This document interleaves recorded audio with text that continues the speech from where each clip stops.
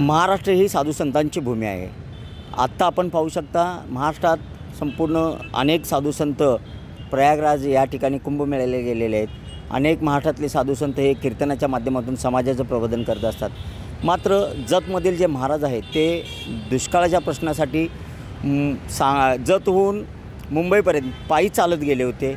असे अनेक आंदोलन त्यांनी केलेले आहेत। पाण्याच्या प्रश्नासाठी रक्त घ्या पाणी द्या असे अनेक आंदोलन केल्यामुळे संपूर्ण महाराष्ट्रात चर्चेत आलेले आहेत। आता ते पुन्हा एकदा चर्चेत आलेले आहेत।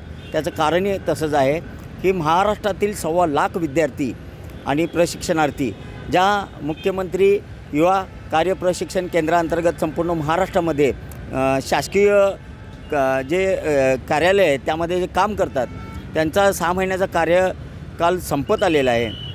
आणि हे जे 1.25 लाख मुलं आहेत यांचा कार्यकाल संपत आल्यामुळे आज त्यांच्या जीवनमरणाचा प्रश्न उभा राहिलेला आहे। आणि या सर्व प्रश्नाला वाचा फोडण्यासाठी जतचे तुकाराम महाराज जे सध्या या मुख्यमंत्री युवा कार्य प्रशिक्षण केंद्राचे पश्चिम महाराष्ट्राचे जे प्रमुख संघटक आहेत आणि प्रमुख आहेत ते आपल्यासोबत आहेत। आपण जाणून घेऊया। महाराज मला एक सांगा, कशा पद्धतीनं तुम्ही आज या संपूर्ण आंदोलनात उतरत आहात आणि तुमची भूमिका काय आहे? मी आज सर्वप्रथम कलेक्टर साहेबांना निवेदन दिलं आणि कलेक्टर साहेबांना विनंती केली की सांगली जिल्ह्यामध्ये देखील 3000हून अधिक मुलं ह्याच्यामध्ये काम करतात। त्याचबरोबर मुख्यमंत्री युवा कार्य प्रशिक्षणांतर्गत सांगली जिल्ह्यामध्ये 3000 मुलं आणि सांगली शहरामध्ये नगरपालिकेमध्ये बघितलं तर 160 मुलं त्या ठिकाणी कार्यरत आहेत। पूर्ण महाराष्ट्राचं जर बघितलं तर 1,25,000हून अधिक मुलं त्या ठिकाणी काम करतात। तर मला काय म्हणायचं आहे की 6 महिन्यापूर्वी निवडणुकीच्या पूर्वी या मुलांना मुख्यमंत्री युवा कार्य परीक्षेअंतर्गत सगळ्यांना कामावरती रुजू करण्यात आलं। त्यांना आता पगार जर बघितला तर अगदी विचार देखील करू शकता 5 ते 6 हजार रुपये पगार त्या मुलांना मिळतो।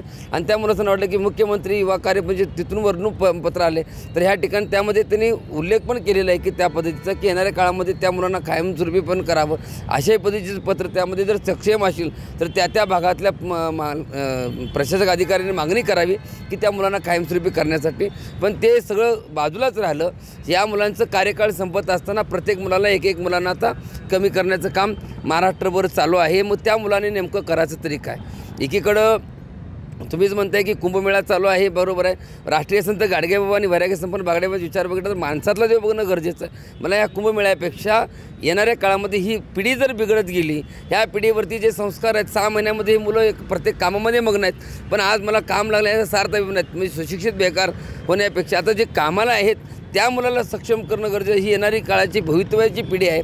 त्या मुलाला तुम्ही जर आता हाताला जर काम जर तुम्ही देत नसाल, काम देऊन त्यांना परत पुन्हा घरात बसण्याची जर तुम्ही संधी प्राप्त करत असाल तर जिवंत ठेवून सरकार ह्या मुलांना मारण्याचा विचार दिसतोय। म्हणून श्री संत बागडेबाबा मानवमित्र संघटनेत मी काम करतोय आणि माझ्या कामाची त्यांच्याकडून माहिती मिळाल्यानंतर पूर्ण महाराष्ट्रातून प्रत्येक जिल्ह्यातून जिल्हाध्यक्षांचे मला पत्र आले की ह्या कामाचं बाबा आपण नेतृत्व करावं। मी म्हटलं नेतृत्व नाही, मी आपल्याला सोबतच असेन आणि आपल्याला सहकार्य करेन। ह्या आंदोलनामध्ये मी स्वतः सक्रिय असेल आणि पश्चिम महाराष्ट्र सांगली, सातारा, सोलापूर, कोल्हापूर आणि रायगड जिल्हा या जिल्ह्यातलं देखील नेतृत्व करून मी उद्याच्याला सकाळी आझाद मैदान या ठिकाणी आंदोलन करण्यात आलं आहे। तिथून पुढली दिशा ठरणार आहे। पण ह्या मुलांना जवर पतूर यांचं मुदतवाढ पहिला महत्त्वाची आहे।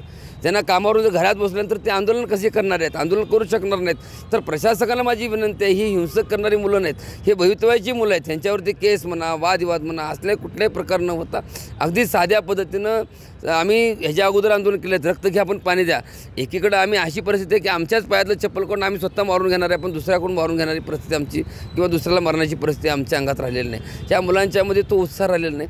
या मुलांच्याकडे बघितलं अनेक मला फोन येतात, बाबा तुम्ही त्याचं नेतृत्व करताय त्यामध्ये सक्रिय आहात। मला एक म्हणायचं आहे की माणसाने माणसासाठी काहीतरी करणं गरजेचं आहे। ह्या तरुण पिढीने नेमकं करायचं काय?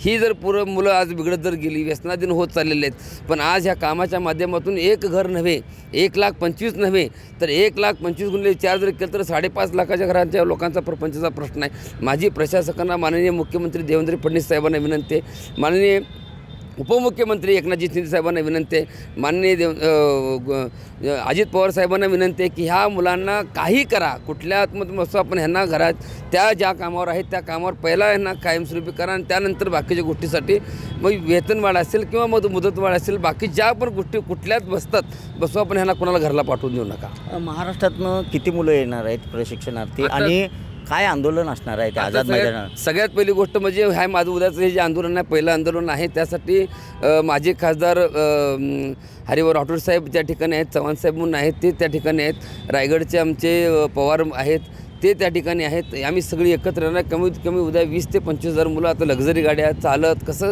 जमतं आहे त्या पद्धतीने त्या ठिकाणी येतात. खर्चाने आलेले आहेत, कुणाकडून कुठल्याही पद्धतीचे प्रेशर केलेलं नाही. ते उद्या आल्यानंतर माननीय मुख्यमंत्री साहेबांची भेट असणार आहे, त्यासाठी तशी मागणी असणार आहे. आणि त्यानंतर आमची व्यथा काय आहे ते त्या ठिकाणी ठरली जाणार आहे.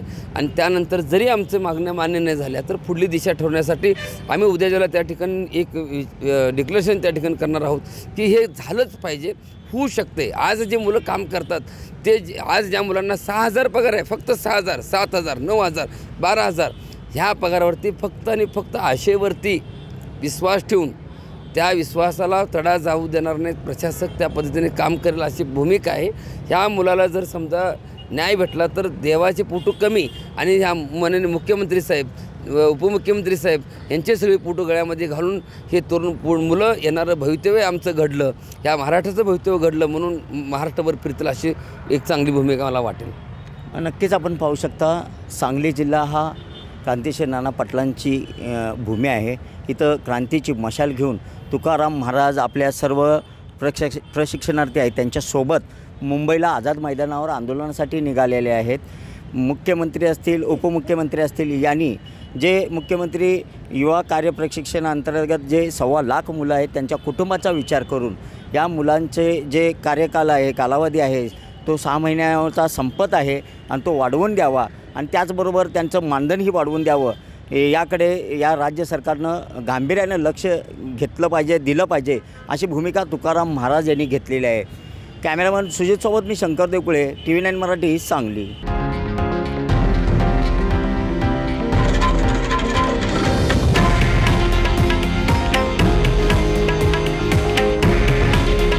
हे आहे देशातील नंबर 1 न्यूज नेटवर्क आणि आपण पाहत आहात TV9 मराठी. काळजी तुमची, हित महाराष्ट्राचं.